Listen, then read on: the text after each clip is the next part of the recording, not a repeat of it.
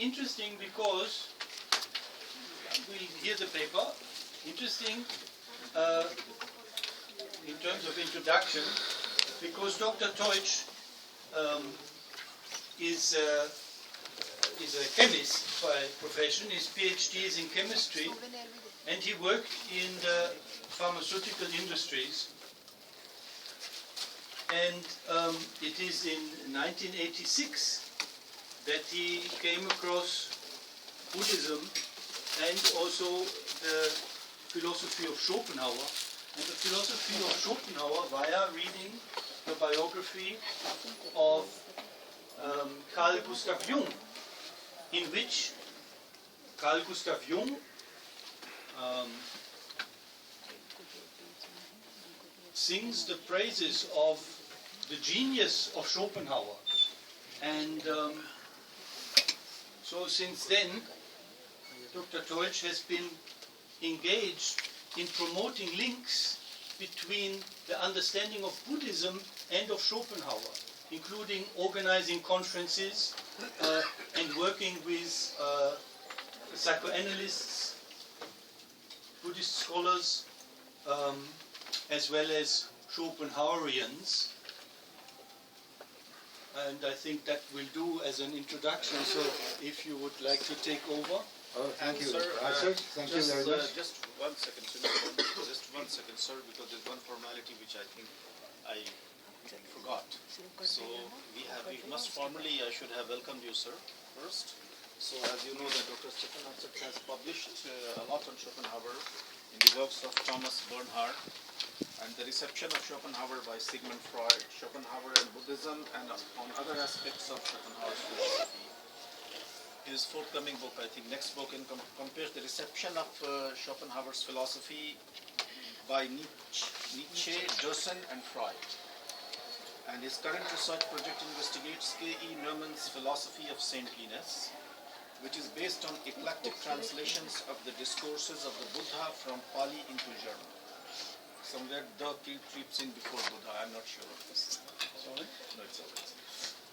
Thus, in broader terms, Dr. Axe's research interests lie in the history of ideas, in particular of the unconscious, the history of ideas and history of unconscious, ideas on unconscious, and the Western adaptation of Buddhism in the 19th and early 20th century.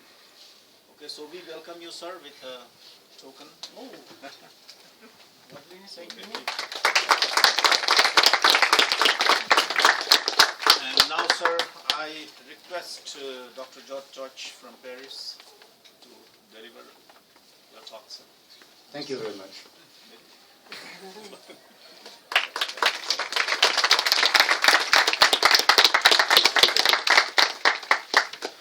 Namaskar.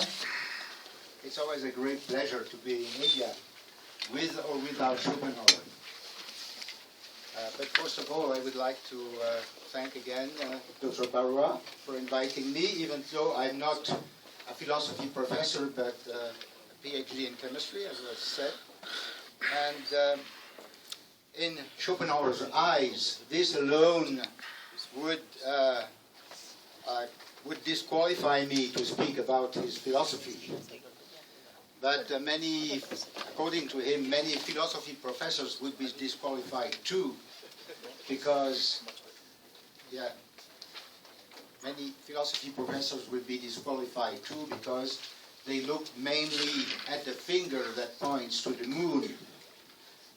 If the finger is Schopenhauer's philosophy proper, and the moon, the soteriological implication it points at. I think this has been generally the case with the French Cartesian philosophical school bred in the École Normale Supérieure, if I may be a little bit controversial today. In your very eminent and scholarly company, I have to point out that my aim is to share with you my impressions about as a would-be Buddha Dharma practitioner, about the kinship of Schopenhauer's writings with a few things now on Buddhism. You know, certainly that Schopenhauer in his early 60s claimed also